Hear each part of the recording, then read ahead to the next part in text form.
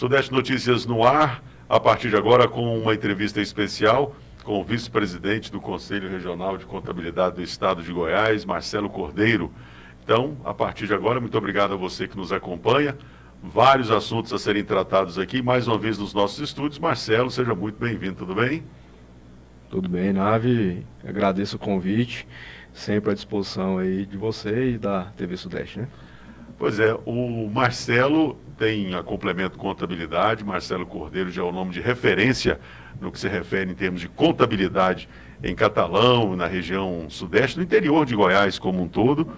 E a gente conversava aqui em off e era a minha curiosidade, como é que foi lá nesses últimos dias no escritório em relação a essa questão toda do PIX, que movimentou, né, as discussões em todo o Brasil a respeito da taxação do PIX, que na verdade nunca foi proposto nenhum tipo de taxação, mas isso ficou realmente assim no imaginário de todo mundo. E como é que foi lidar com isso, vivenciando, né, essa responsabilidade que você tem, principalmente com os clientes, e de passar essas informações? Marcelo, como é que foi lá no escritório? Nave, então, até comentei contigo, né, de cada 10 mensagens que chegavam, 11 era perguntando sobre isso e falando o que altera, né? Então é o seguinte, é lógico que a gente teve que organizar mais o tempo para poder receber essas pessoas e clientes e não clientes aí que estavam com dúvidas, né? Mas o nosso intuito aqui é sempre de orientar de uma forma que o cliente ele não venha a ter problema futuro, né? Então, orientar o cliente, ou o futuro cliente, a fazer a coisa mais correta possível, né? Pois é, e aí o tempo foi passando e o alcance, o alcance das redes sociais, o impacto e a forma negativa com que o governo colocou essa questão do PIX, gerou realmente muitas dúvidas, e o governo acabou tendo que recuar. Analistas já dizem que essa foi a pior derrota desse governo em relação a lidar com situações em relação à própria sociedade como um todo. E a oposição deu realmente de lavada, fazendo o governo ter que recuar numa questão que foi mal comunicada, né, Marcelo? Sim, então, esse foi em setembro, né, do ano passado, foi feita essa instrução normativa pela Receita Federal, divulgando essas informações agora, essas alterações de algumas declarações, a partir de janeiro. Essas informações já estão de posse da Receita Federal há muito tempo, inclusive dos PIX. Quem criou o PIX foi o próprio governo, e caiu no gosto popular, todo mundo. Então, e essa informação já está na base da Receita Federal há muito tempo, né? E aí foi o desencontro de informações, que uma coisa é o que as instituições financeiras são obrigadas a informar para o governo. A outra coisa são as regras de imposto de renda, tanto da pessoa física quanto da jurídica, que são as empresas, né? Então, o que houve foi a confusão da mistura das duas regras, né? E aí nós não estamos falando aqui de uma lei que existe também, que é o sigilo bancário, né? Então, e aí essas informações desencontradas gerou muita ansiedade, gerou muita discussão, né? Mas, assim, no final das contas, não mudou-se muita coisa, né? Pois é algo que a gente fica assim pensando quando você está sendo até muito sutil, muito delicado, né? Porque realmente foi uma falta de comunicação total do governo, e por isso que a coisa chegou a esse ponto. Tanto que o que se propôs já estava acontecendo. A questão era uma ampliação daquilo que já vinha acontecendo, né? Na prática seria isso. E agora, como é que fica, Marcelo? Então, ontem, né, foi dia 15, essa instrução normativa ela foi revogada, né? Então, essa instrução normativa ela não existe mais. Ficou Então, do jeito que era. Ficou, e aí, nessa mesma que sai, para revogar uma instrução normativa, faz uma nova. Uhum.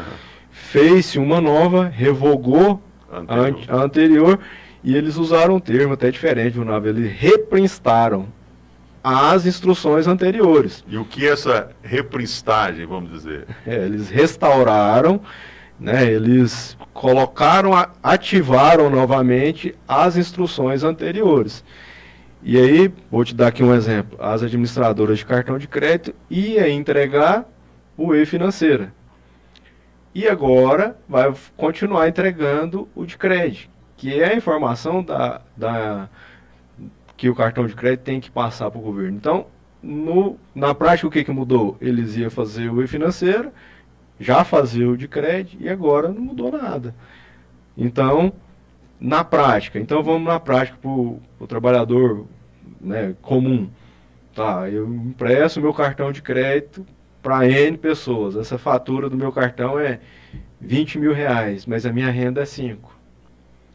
Então a minha renda não está compatível, mas ela não está, não é a partir de agora, ela já não estava antes. Porque se a compra do cartão de crédito, ela é da pessoa que está fazendo a compra, né? Então, voltou-se às regras anteriores. E a regra do e-financeira anterior é 2 mil, uma movimentação pessoa física, e 6 mil reais a jurídica. E lá nessa instrução, ela não está clara essa questão do PIX, né? E agora já estava, na instrução nova já estava. Aí você vai falar assim, não, Marcelo, então o PIX agora acabou, ela não tem como cobrar imposto de PIX? Bom, não é isso. Eles também têm a informação do PIX, porque quem controla toda essa movimentação de PIX é o próprio governo. Então, se ele quiser fiscalizar, ele vai fiscalizar. Mas a gente está falando assim, nunca teve uma fiscalização em cima disso, nunca ocorreu uma fiscalização em cima disso. Mas, se for depois interessante criar uma ação para fiscalizar esses volumes aí, isso vai criar, né? Pois é, agora o principal objetivo em se criar e fazer essa normativa foi exatamente para buscar mais arrecadação, né, Marcelo? Eu acredito que nesse primeiro momento ele não tem a intenção, a Receita Federal não tem a intenção não tinha essa intenção de aumentar ou de punir ninguém, né? Então, nesse sentido, a gente sabe que tem muitos trabalhadores informais, autônomos. Então, nesse momento, quando divulga que tem alguma alteração, é para a pessoa então procurar para se regularizar. Então, a gente tem casos aí de pessoas que compram e vendem mercadoria. Ah, eu compro e vendo roupa. Ah, eu compro e vendo celular. Eu movimento tudo da pessoa física. Bom, peraí. Então agora é uma hora de avaliar se vale a pena abrir uma empresa, né? Se regularizar em cima disso. Então, mas eu trabalho como autônomo. Ah, mas trabalha como autônomo, tem que fazer o carnê-leão, pagar o imposto de renda em cima disso. Agora, isso não mudou. A regra do imposto de renda não mudou. E quem vai ajudar a pessoa a decidir isso é o contador, que vai poder orientar ele nas melhores decisões aí. Para quê? Pagar menos imposto de maneira legal, né? Então a gente está falando disso. Então, quando a pessoa busca a regularização, que era mais nesse sentido, então mais pessoas são formais. E mais pessoas formais, mais acesso a crédito, mais acesso, ele fica mais organizado. Então, nesse sentido, né? É verdade.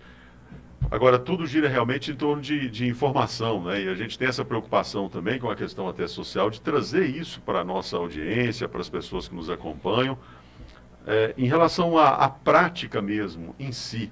Porque a gente já sabe que as pessoas que têm o mínimo de senso, quando se criou o Pix, da forma que ele foi criado, ali já é algo que a gente já imaginava. Você está passando seus dados, ali o governo já tem todas as informações, né? Agora é uma questão dessa regulamentação. Aí entra essas informações distorcidas e elas acabaram por prevalecer e a coisa ficar do jeito que está.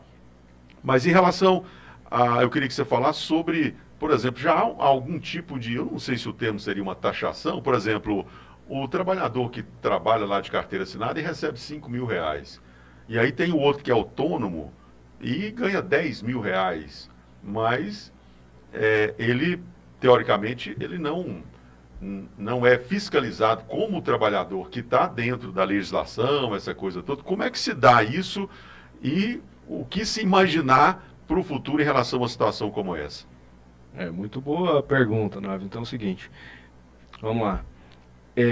Todo trabalhador que tem a carteira de trabalho assinada, a empresa ela é obrigada a fazer essas retenções. Então, dentro dos limites da tabela do imposto de renda, então a empresa já desconta do salário do trabalhador e já repassa isso para o governo. Isso já acontece. Isso já acontece, quem tem carteira assinada já sabe, ele já recebe o contra-cheque dele ali, no final do mês, ele já vê lá todos os descontos que teve. Né? Então, aí a gente está falando o quê? Que, não, mas a gente ouviu falar que é muita injustiça cobrar imposto de renda do autônomo. É o cara que é pedreiro, o cara que faz um outro trabalho, que é injusto essa pessoa pagar imposto de renda. Tá, mas ele é injusto com base em quê? Então, esse trabalhador que tem ali já descontado, é justo então ele pagar, e quem recebe, o que você falou, recebe de 10 mil reais, esse trabalho dele de autônomo e não paga, é justo? Então, a gente tem que começar a questionar sobre isso. Então, não é sobre o coitado autônomo que não deve pagar. Então, vamos colocar em comparação de igualdade, né? Então, assim, a gente, eu tenho lá casos lá de empresas lá que eles compram e faz as vendas tudo correta, com nota fiscal e tudo, pagam imposto alto sobre isso. E tem outras empresas aí, não é empresa, mas tem a pessoa que compra e vende, não tem empresa e ele não está pagando nada de imposto. E ele não compete de igualdade com a mesma que está pagando. Então, assim, vamos usar o mesmo peso e a mesma medida, quando a gente, então, analisar isso. Aí, então, são essas informações que a gente precisa esclarecer para a população, para ela estar ciente, né, do que é, né, o que acontece, né?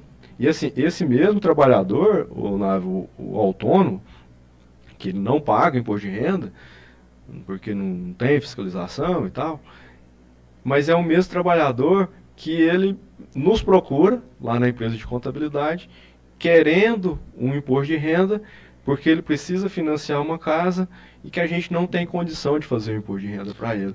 Porque para fazer o imposto de renda ele tem que fazer o carnê-leão e tem que pagar o imposto de renda. Então, assim, isso limita a pessoa. Então, olha, ele podia estar com tudo correto, mas se ele quiser comprar uma casa, por exemplo, ele não vai conseguir. Então, essa pessoa, se ele não começar a se organizar, então ele não vai conseguir comprar a casa, digamos, financiada. E para quem não quer comprar, não tem nenhum interesse e está com o CPF negativado e está cheio de problema no CPF, o que mudou? Não mudou nada, né? Esse é que é o ponto principal. Assim, me chamou muita atenção essa questão da informação e da importância da informação. O quanto é importante a gente se debruçar diante de casos como esse, para que você tenha a informação adequada e principalmente vindo de fonte segura. E aí eu preciso falar do nome do Marcelo Cordeiro, que é realmente, como eu coloquei na abertura, na introdução aqui do programa, né, que é um dos nomes mais respeitados se tratando de contabilidade aqui em Catalão. Como existem outros aí, e a gente fica feliz e orgulhoso em ter o Marcelo como parceiro também da TV Sudeste, por ser essa pessoa que passa essa segurança. O que ele fala dá, com certeza, para a gente confiar e realmente fazer o que precisa ser feito. Marcelo, para efeito de imposto de renda, da forma que está agora, a coisa vai continuar, e você vê perspectiva disso voltar à tona novamente, e essa discussão voltar a ser feita e acontecer algo no sentido de efetivar essa normativa que o governo tentou e não conseguiu? Voltar, assim, quando a gente fala aí do imposto de renda, a gente está pensando aí nesses casos das pessoas que não declaram imposto de renda, que não paga, que sonega e tudo mais. Olha, gente, até agora a Receita já tem essa informação lá e não multou ninguém.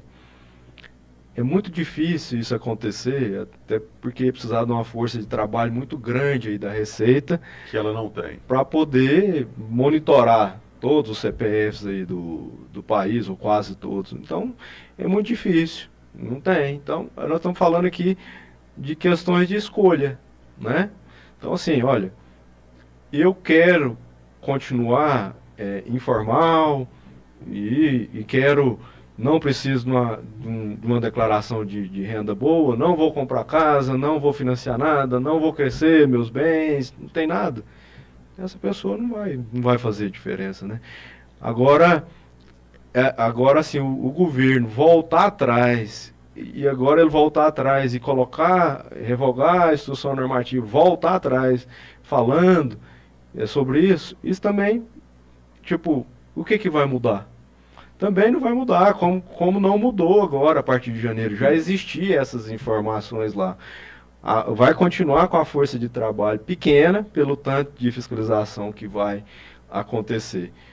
Aí nós estamos falando o seguinte, então, você, contribuinte, você que encontra nessas situações, você quer continuar fazendo igual você está fazendo, e ficar limitado em muitas coisas? Se sim, então continua. A chance é muito pequena disso dar problema. Agora, não, mas eu quero regularizar, eu quero pagar menos imposto, eu quero, então, ter uma declaração de renda boa, porque se eu quiser comprar um imóvel, se eu quiser investir na empresa, quiser comprar equipamento novo para a empresa, eu preciso crescer a minha empresa. Para isso, você tem que declarar, você tem que fazer a coisa correta, senão você não consegue. Então, é questão de decisão. Se eu quero continuar desorganizado, vai continuar desorganizado. Se eu quero organizar, eu vou organizar. Mas isso não mudou nada da orientação nossa, do que era antes dessa instrução normativa que foi revogada, e agora que ela foi revogada, para nós aqui, enquanto contador, a gente não mudou nada na nossa orientação. Até que se eu tiver aqui de frente a frente com o cliente, seria essa a minha pergunta que eu ia fazer. Você quer? Você quer regularizar? Você quer começar a andar correto? Se sim, a gente tem um caminho. Mas eu não quero. Então continua fazendo igual você está fazendo aí, pronto, e vida que segue.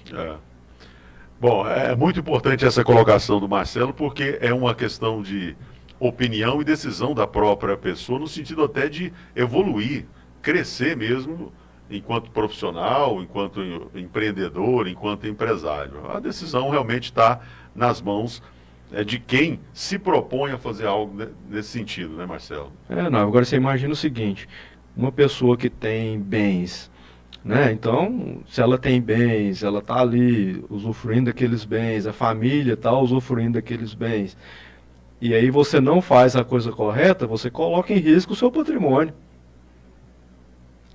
E quem depende desse patrimônio para poder sobreviver? Então, é isso que acontece. Então, a gente está falando o quê? Não, mas espera aí, o meu patrimônio foi suado, foi difícil, foi demorado, não conquistei da noite para o dia. Então, quero colocar isso em risco? Né? Então, aí a gente volta de novo. E aí nós estamos... É uma decisão de escolha, né? A pessoa ela tem que saber, ela tem que estar ciente. E aí aqui, essas informações que foram desencontradas aí, que foi divulgado e tudo, então ela tem que... a gente vê que então as pessoas elas não têm ciência do que é o jeito certo, e não têm ciência do jeito errado. O que a gente precisa fazer na verdade, mais bate-papos como esse aqui, para levar informação para as pessoas, para elas entenderem, né, o que é o correto, o que é errado, e essa informação, porque muitas das vezes, a pessoa ela faz a coisa errada porque ela não tem a informação do que é certo. Que é outro ponto importante, né, a ser destacado, seguramente. Agora, o que me preocupa muito, Marcelo, até mesmo diante disso que você acaba de colocar, que é importante esse tipo de bate-papo que a gente está fazendo, essa preocupação social que a gente tem, é que a maioria dos meios de comunicação, eles deram as informações corretas, mas isso foi ignorado pela maioria da população e todo mundo entrou naquela vibe e entrou nesse caminho de ir parece que pelo lado errado. Eu achei muito forte, muito interessante isso, né? Sim, mas aí a gente está falando, né, de que a maioria das pessoas não sabia o que realmente era certo e o que era errado. Então, por isso, né, na verdade. A explicação é essa, né? A explicação é essa. Então, qualquer informação que ela é divulgada, se ela for divulgada de um jeito errado, aquilo lá passa a ser verdade. né, aquela informação para ser verdade, se ela não tem conhecimento sobre aquilo, né? Então, para nós mesmo aqui, contadores, que a gente viu, mas tá confuso, é o Pix, é o cartão, mas tá agoniado, agora eu vou ter que pagar imposto e tal, e não tá. E tipo, olha, a gente olha de fora aqui e fala, pô, mas peraí, o que mudou? Pagar imposto já tinha que pagar. Mas eu tenho empresa, mas eu movimento tudo CPF, cara. Não pode movimentar no CPF. Então, tipo, não mudou-se nada dessas regras, continua a mesma, né? Então, assim, e aí? Essa informação, ela precisa ser levada de uma forma, né, que as pessoas entendam e que possa repassar, né, essa informação para frente, né? Quando eu te perguntei a respeito de que se isso pode futuramente voltar ainda a ser discutido e tentar ser implementado, é uma provocação, na verdade, que eu fiz, porque agora a coisa parece que clareou mais um pouco, mas o governo já perdeu a parada. E vem eleições aí no ano que vem. Então é tudo uma coisa, tudo misturado isso tudo, né? Então, vamos aguardar aí os próximos capítulos. Mas o mais importante, a gente está tratando de informação. E as pessoas precisam procurar, realmente, as pessoas que têm o domínio dessa informação. A gente, enquanto veículo, faz a nossa parte, que é trazendo o profissional aqui para falar sobre isso, mas as pessoas também têm essa liberdade, né? E a dica, a informação é procurar realmente um profissional, né, Marcelo? A gente está falando aqui de situações de pagamento de imposto. Sim. E o que a gente busca? Sempre o pagamento mínimo de imposto da maneira legal. É o que a gente busca. E o profissional que está preparado para isso, para ajudar nessa tomada de decisão, é o contador. Marcelo, desculpa te interromper, mas agora, recente, o dono da TV da Gazin, ele comprou um canal aí no satélite e tudo, e ele fez a TV Gazin. Eu não sei se você já teve a oportunidade de ver. É um senhor já setentário, né? Seu sexagenário, setentário, né? Ele tem uns 70 anos. E aí, um dia desse, eu estava vendo um programa dele, tem a ver com isso aqui que você está falando. E cara, eu fui pensar, e ele realmente está certo. A maioria das pessoas não quer pagar imposto, ou quer pagar o mínimo de imposto. Ele já é o contrário. Desculpa, agora eu esqueci o nome dele, o dono da TV da Gazin, que comprou a TV Gazin. Ele fala, olha, o meu sonho era pagar R$1 milhão de imposto. Era o sonho dele, Marcelo. E o dia que ele pagou 1 milhão, ele fez uma festa. Sim. Porque o quê? O que representa você pagar 1 milhão de imposto? O seu faturamento foi lá em cima. É claro, né? Claro, é isso então, mesmo. assim, quer dizer, é informação isso. O dia que eu vi ele falando isso, eu falei, cara, eu acho bom pagar imposto. Véio. Quanto mais imposto eu pagar, quer dizer que mais eu faturei, velho. Né? Eu lembrei de um caso aqui, eu tinha um cliente que a gente fazia lá, fechava a contabilidade dele, e quando fechava, ligava, você vai ter que pagar R$200 mil, R$300 mil de imposto aqui. E ele, o quê? Que coisa mais boa! Nossa, você tá brincando. Então, tipo, peraí, então quer dizer que eu lucrei 1 milhão? Então, nossa, me manda aí, eu quero pagar agora, e quase fazer igual isso aí que você falou, né? Então... É questão de consciência mesmo, né? Sim. Agora, o que a gente tá falando aqui, imagina só, né? As pessoas podem pagar 27,5% de imposto de renda acima de R$5 mil na pessoa física. Essa mesma pessoa, ela pode então pagar uma alíquota, se for de serviço, ela pode pagar, começa com 6% no Simples Nacional, se for venda, ela começa pagando 4% de imposto no Simples Nacional. E aí, então, você fala o seguinte, mas peraí, eu quero pagar 27,5% ou eu quero pagar menos? Então, assim, todas as grandes empresas, elas têm um sistema tributário muito bom, na orientação ela de pagar menos impostos na maneira correta. Mas tem jeito de pagar zero? Não. Simplesmente não, né? Sim, depende, às vezes, se tiver algum benefício. Né? Benefício de exportação, alguma coisa, em caso muito específico. Mas, assim, não tem como. Não tem como a gente fazer mágica, né? É verdade. Bom, acabei de olhar aqui, ele chama Mário Gazin, tem 71 anos e um dos últimos investimentos que ele fez foi exatamente comprar esse canal, um espaço no satélite para divulgar, além, no caso de todas as ações que a rede Gazin, que está aí em boa parte do país, desenvolve, promove também, ele acaba gerando outros conteúdos e conteúdos com ele próprio. Você vê lá ele participando de programas de entrevista, programas de culinária e tudo. É um sujeito que realmente, assim, vale a pena essa dica para você conhecer o seu Mário Gazin, de 71 anos. Já vou anotar aqui, viu? Pois é. Para me conhecer. Muito interessante. Marcelo, algo mais que é importante, depois dessa movimentação toda, de tudo isso que aconteceu, as pessoas ficavam, né, o que correu e o que colou foi o quê? O Pix vai ser taxado. Sim. E na verdade não tinha nada disso, né? Não. E aí, o que é mais importante, então, a gente destacar, principalmente para as pessoas? Eu ia te perguntar a respeito do Conselho Regional de Contabilidade, ele também se movimentou a respeito desse assunto, você que faz parte aí, representa essa entidade tão importante do estado de Goiás, o que você pode passar para a gente e aqui para a nossa audiência acerca de tudo isso, e também o que é importante deixar aí para a nossa audiência? Bom, sobre o conselho, realmente teve um movimento aí, né, pedindo espaço aí da nossa presidente, dos conselheiros lá, né, em entrevista para poder esclarecer para a população, né, isso aí realmente aconteceu.